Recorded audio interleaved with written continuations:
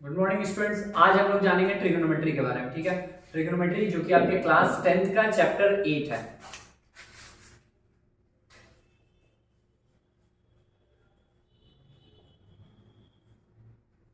इस चैप्टर में आप लोगों को सबसे पहले ये पता होना चाहिए कि इस ईयर के लिए जो कि आपका करेंटली चल रहा है क्या 2023 टू 24, इस सेशन के लिए हम लोगों को क्या पढ़ना है, 3 एक्सरसाइज मात्र पढ़ना है। क्या क्या?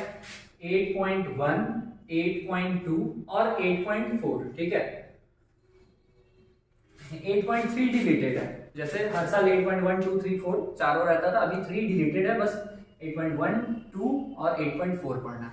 सबसे पहले आज हम लोग 8.1 का जो भी बेसिक चीज है वो समझेंगे। नेक्स्ट क्लास में फिर सेकेंड एक्सरसाइज पे बात करेंगे।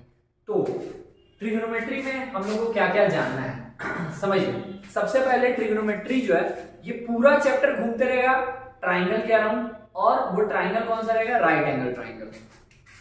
राइट एंगल ट्राइंगल होता क्या है? जिसका एक एंगल 90 डिग्री हो। ठीक है, जिसको हिंदी में कहते हैं समकोण त्रिभुज।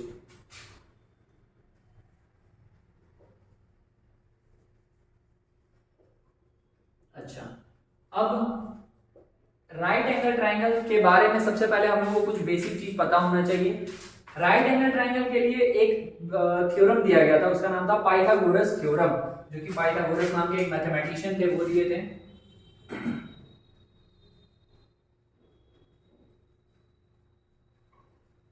अच्छा, पाइथागोरस थ्योरम है क्या? पाइथागोरस थ्योरम में यह बताया जाता है कि किसी भी राइट एंगल ट्राइंगल में, अगर आप इसका नेमिंग कर दें ए बी सी, इसमें इन तीनों साइड्स का कुछ कुछ नेम होता है। क्या? इसको बोलते हैं हम लोग हाइपोटेनस। इसको और इसको आप इसको बेस बोल सकते हैं और इसको परपेंडिकुलर।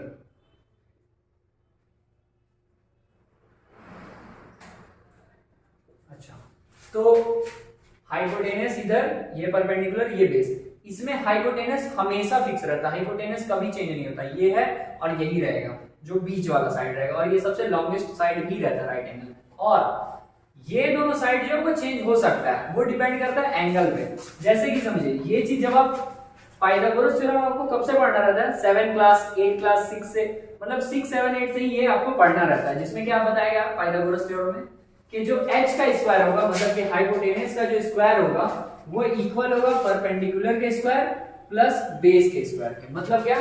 आप इसका स्क्वायर कर दो, इसका स्क्वायर कर दो, उसको ऐड करोगे तो वो हाइपोटेनस के स्क्वायर के इक्वल आएगा। अच्छा, अब समझो, लेकिन क्लास 9, क्लास 8, क्लास 7 तक में स्पेसिफिक बेस और परपेंडिकुलर नहीं बताएगा। जैसे कि ये बेस है, अब इसको भी बेस मान सकते हो, ऐसा रहता है पहले 7, 8 तक। अब क्या हो जाता है हम लोग को, अब हम लोग एंगल बेसिस पे इसको समझते हैं। जैसे कि अगर ये एक राइट एंगल ट्राइंगल है, इसमें अगर हम, यहां तो पता है हमको एक फिक्स है राइट एंगल, अगर इसमें कोई एक एंगल बता दिया गया, जैसे कि यहाँ पे हम रख लिए थीटा। ठीक है, यहाँ पे अगर हम थीटा रखे तो थीटा के जस्ट सामने वाला जो रहता है वो हो जाता है परपेंडिकुलर। थीटा जहां भी रहेगा उसके जस्ट सामने वाला हो जाएगा परपेंडिकुलर। ये तो हाइपोटेनस आपका हमेशा फिक्स रहेगा, और जो बचा कुचा हो गया वो हो गया बेस। ठीक है, दूसरा समझो फिर ऐसे ही, अगर आपको यहां दे दिया गया थीटा, तो थीटा के सामने वाला ये हो जाएगा परपेंडिकुलर, ये हाइपोटेनस फिक्स है, और ये हो जाएगा बेस। क्लियर हो रहा? और समझो,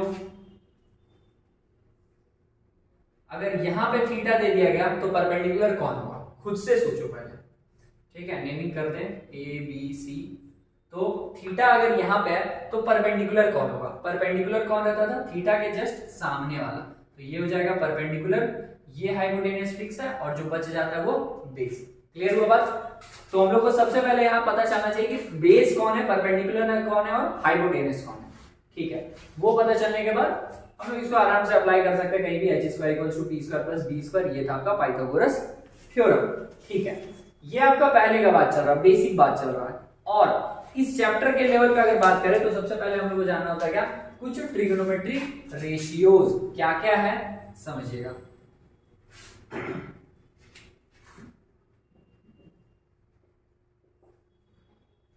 6 ट्रिग्नोमेट्री रेशियोज होते हैं। कौन कौन? पहला sign theta P by H. अच्छा, थीटा किसको बता रहा है, यहाँ पे एंगल को बता रहा है। थीटा को हम लोग डिनोट यहाँ एंगल से कर रहे होते हैं। Sine theta P by H, cos theta B by H, tan theta P by B, ठीक है। और इसका जस्ट अपोजिट रहता है कॉसेक थीटा। कॉसेक थीटा क्या हो जाएगा, यहाँ पे ये पी बाई बी था, ये हो जाएगा बी बाई पी। कॉस का उल्टा सेक थीटा हो जाएगा, बी बाई एच था, ये हो जाएगा एच बाई बी। और यहाँ टेन का उल्टा कॉट थीटा। कॉट थीटा यहाँ पे ये पी बाई बी था, ये हो जाएगा बी बाई पी, ठीक है। अच्छा, ये जो 6 निकला, ये क्या निकला, ट्रिग्नोमेट्री रेशियोज निकला। तो आप स्टार्टिंग के कुछ क्वेश्चन करते हैं तो उसमें आपको बस बोल देता है इसका ट्रिग्नोमेट्री रेशियोज फाइंड करो। जैसे कि इसको हम यहाँ इरेज करते हैं,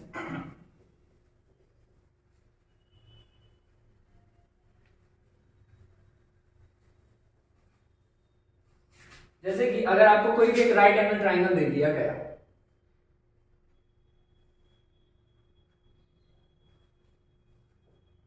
ये बोला 6 है, ये 8 है और ये 10 है, ए बी सी। इसमें यहाँ पे अगर जैसे वहां पे एंगल दिया थीटा, साइन थीटा बोल दिया था, अगर आपसे बोले कि फाइंड की करने साइन ए को, ठीक है, साइन ए को, तो इसका मतलब साइन थीटा की जगह पे क्या आ गया, ए आ गया, मतलब एंगल इस एंगल का बात। तो क्योंकि ये एंगल हो गया मेरा, तो परपेंडिकुलर साइन थीटा का फॉर्मूला क्या होता था, P by H. Sine theta का फॉर्मूला यहां से देख लो, sine theta P by H था। तो साइन ए के लिए पी कौन है, सुनो, साइन ए के लिए पी कौन है, तो इसके लिए परपेंडिकुलर इसके जस्ट सामने वाला, इसके लिए परपेंडिकुलर इसके सामने वाला, मतलब क्या, बी सी। और बाई एच, एच क्या है, हाइपोटेनस। तो हाइपोटेनस हमेशा फिक्स रहता है, ये वाला जो तिरछा रहेगा, तो ए सी। अब BC का लेंथ क्या था, 8 और AC था 10, इसको कट पुट कर लो, 4/5 आ गया आंसर, कोई दिक्कत नहीं। तो इसी तरह से बाकी ट्रिग्नोमेट्रिक रेशियोज भी निकल जाएगा। साइन ए दे दिया, फिर आप cos A निकाल लोगे, कैसे, b बाई एच। तो A के लिए बेस कौन है, समझिए, ये A है, cos A, इसके लिए बेस कौन है, ये तो परपेंडिकुलर है, इसके लिए ये तो परपेंडिकुलर है और ये हाइपोटेनस है, तो बेस कौन है, ये है 6, ठीक है। तो बेस हो गया 6 और हाइपोटेनस यही हो गया h, कोई दिक्कत नहीं। अच्छा, ऐसे ही आप बहुत सारे जो भी ये 6 ट्रिग्नोमेट्री रेशियोज है वो आप आसानी से कैलकुलेट कर सकते हैं। लेकिन इसी में थोड़ा सा अगर घुमा फिरा कर दे दिया जाए, मान लीजिए आपको साइन ए वहां पूछा गया था, आपसे पूछ दिया गया साइन सी, तो साइन सी क्या होगा, सोचो खुद से। साइन सी क्या होगा, अब समझिए, जो थीटा है वो आपका सी पे आ गया, तो अगर थीटा यहां पे आ गया तो पहले आप इसको इरेज कर लो। थीटा ये है, तो इसके लिए फॉर्मूला होता है क्या, साइन थीटा का पी बाई एच। अब इसके लिए पी अलग हो जाएगा, इसके लिए परपेंडिकुलर हो जाएगा ये, और एच तो फिक्स रहता है एसी। तो साइन थीटा के लिए पी हो गया ये 6 और एच होता है 10, 6/10 कट कर लोगे 3/5, कोई दिक्कत नहीं। ऐसे ही आप इसका सारा निकाल सकते हो, सी के लिए भी और यहाँ एंगल ए के लिए भी आप निकाल पाओगे। ये क्लियर हो गया, ठीक है। आइए ट्रिग्नोमेट्री का पहला क्वेश्चन सॉल्व करते हैं। क्या बोला जा रहा है, in a triangle ABC right angle at C, मतलब क्या, एक राइट एंगल ट्राइंगल है, सबसे पहले ड्रॉ कर ले। और इसमें क्या बोला गया, ट्राइंगल का नाम दे दिया गया है एबीसी, और उसमें ध्यान क्या रखना हमको, बोला गया right angle at C. Right angle कहाँ बन रहा है, सी पर बन रहा है, यहाँ पर। तो आप ए और बी कहीं भी रखोगे चलेगा, लेकिन सी का फिक्स प्लेस है वो रहेगा राइट एंगल पे। अच्छा, अब दिया हुआ क्या, if tan A is equals to 1/√3, ये आपका गिवन है, given tan A is equals to 1/√3। अच्छा, अब हम लोग को ये पता होना चाहिए, जैसे आप देखोगे ट्राइंगल, ट्राइंगल में तो आपको कोई भी साइड ही नहीं पता है। आगे क्या पूछ रहा है, जल्दी find the value of sin A into cos B, cos A into sin B। तो आप sin A cos B निकालने के लिए क्या होता है, sin थीटा मतलब p बाई एच। आपको p पता नहीं है, b पता नहीं, कुछ भी पता नहीं, वो पता कैसे चलेगा। जैसे यहाँ tan A दिया हुआ है तो हमको पता है tan A क्या होता है, tan थीटा क्या होता था, p बाई b। अब आपको समझना होगा इसके लिए p कौन है, तो tan A के लिए परपेंडिकुलर कौन रहेगा, इस एंगल के सामने वाले को बोलेंगे हम लोग ये परपेंडिकुलर है, मतलब कि p जो है 1 के बराबर था। यहाँ हम लिख लेंगे क्या, अज्यूम करेंगे let P is equal to 1k और B is equal to √3k। ठीक है, क्वेश्चन किया k क्यों आ रहा सर? k इसलिए क्योंकि जब हम परपेंडिकुलर लिख रहे हैं, परपेंडिकुलर 1, तो 1 क्या 1 एक लेंथ को बता रहा है, परपेंडिकुलर क्या होता है? एक लेंथ को, और लेंथ का क्या होगा? कोई भी यूनिट होगा, मीटर, सेंटीमीटर, किलोमीटर, कुछ भी होगा, लेकिन होगा, हमको पता नहीं क्या, इसलिए बस हम 1k लिख दिए। ठीक है, और उसी प्रकार b का वैल्यू है √3k। ठीक है, तो अब p पे क्या लिख दो? एंगल a के लिए था तो tan a, यहाँ परपेंडिकुलर इसका, तो p का वैल्यू 1k, तो ये पता चला 1k। और b कौन रहेगा? b ये रहेगा, क्योंकि हाइपोटेनस ये तो फिक्स है, तो ये कितना? √3k। अच्छा, अब h हमको पता नहीं है, तो हम सबसे पहले क्या करेंगे? h निकालेंगे। क्यों? क्योंकि जब आप sin थीटा निकालने जाओगे तो sin थीटा फॉर्मूला क्या होता है? p/h, h का जरूरत है अभी। ठीक है, तो सबसे पहले h निकालेंगे। h निकालेंगे कैसे? पाइथागोरस थ्योरम के हेल्प से। लिखेंगे क्या? By pt। ठीक है, पाइथागोरस थ्योरम हम लोगों को पता है क्या कि h² is equals to p² plus b²। ठीक है, p कितना दिया हुआ सर? p दिया हुआ है 1k का होल स्क्वायर और b दिया हुआ है √3k का होल स्क्वायर। 1 का होल स्क्वायर करोगे 1k², √3 का करोगे 3k², ऐड कर दो 3k² इधर, एक और इधर, तो 4k²। यहाँ पे ये h² के बराबर। क्लियर है? यहाँ क्या बोला? h² equals to p² plus b²। p का वैल्यू 1k का होल स्क्वायर किया, यहाँ √3k² किया, ये सॉल्व कर दिए यहाँ तक। अब क्या होगा? ये स्क्वायर इधर से हटेगा, उधर रूट में चला जाएगा, तो h इक्वल्स टू क्या होगा? √4k²। 4 जब रूट से निकलता है तो क्या आ जाता है? 2 आ जाता है, और k² जब निकलता है तो k आ जाता है, तो ये क्या आ गया आपका? h निकल गया। h मतलब क्या? हाइपोटेनस। ठीक है, अब क्वेश्चन में पूछा क्या जा रहा? पूछना चाहा गया रहा sin a cos b, sin a और cos b को मल्टीप्लाई करो, फिर cos a sin b को मल्टीप्लाई करो और जोड़ो। तो पहले हम सबको अलग अलग निकाल लेंगे और फिर उसको सॉल्व करेंगे। जैसे सबसे पहले क्या? sin a, तो sin a का फॉर्मूला क्या होता है? sin a equals to p/h। sin a इस एंगल के लिए बात हो रहा है, इसके लिए p कौन है? 1k, और h कौन है? h तो फिक्स रहेगा हमेशा। h कितना निकला यहाँ पे? 2k, तो यहाँ लिख देंगे 2k। k और k कैंसिल हो जाएगा, आंसर क्या आ गया? 1/2। ठीक है, sin a निकल गया। सेकंड क्या? cos b, तो cos b मतलब ये वाले के लिए बात हो रहा है, इसके लिए cos b का फॉर्मूला क्या होता था? b/h।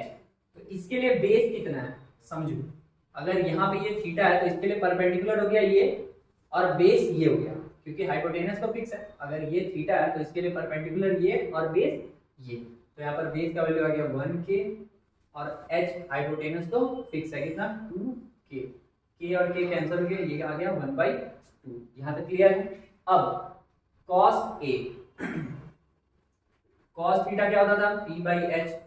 अब मन में आएगा सर cos थीटा तो निकाले थे, हाँ cos थीटा निकाले थे, लेकिन ये एंगल b के लिए, अब हमको निकालना है एंगल a के लिए। तो a के लिए कहाँ पे देख लो, इसके लिए यहाँ पे, तो cos थीटा b/h, इसके लिए b कौन रहेगा? तो इसके लिए p तो ये था, b ये रहेगा, ये कितना है? √3k, √3k by b/h, h कितना? 2k, k और k कैंसिल हो गया, यहाँ गया √3/2। ठीक है, अब लास्टली क्या बचा यहाँ पे? sin b, तो sin b का फॉर्मूला sin थीटा क्या होता था? p/, अच्छा सॉरी, यहाँ पे p/h निकल गया था, cos थीटा तो b/h होता है, b/h होता है, मिस्टेक हो गया यहाँ पे। cos से क्या होता है? b/h, तो ये p था और ये b, हाँ सॉल्व सही किया गया, बस यहाँ मिस्टेक लिखने में पता, यहाँ पे b/h सही है। sin थीटा का क्या होता है? p/h। ठीक है, p है कितना? तो एंगल b के लिए, sin b के लिए परपेंडिकुलर कौन हो जाएगा? इसके लिए परपेंडिकुलर ये हो जाएगा, और हाइपोटेनस तो फिक्स है ab, तो ये b कितना निकला? √3k, और h कितना है? 2k, k और k कैंसिल होगा, बचेगा √3/2। अब इसको सॉल्व करना है, क्या? कुछ नहीं, sin a cos b plus cos a into sin b solve किया जाए। यहाँ पे sin a का वैल्यू क्या था? sin a का वैल्यू 1/2, cos b का वैल्यू क्या था? 1/2 प्लस कॉस ए का वैल्यू क्या था, √3/2 इंटू साइन बी का वैल्यू था √3/2। सॉल्व कर दो सबको, यहाँ आ गया 1/2 2 का 4 प्लस √3 इंटू √3 3 2 2 जा 4। बेस सेम है तो न्यूमरेटर ऐड हो जाएगा, मतलब 4/4 कैंसिल कर लो, 1 आ गया। क्या है कुछ खास, कोई दिक्कत नहीं इसमें, ठीक है। अगर दिक्कत हो इसमें तो थोड़ा पीछे करना है, फिर क्लिक करना है, वहां से देखना है, ठीक है।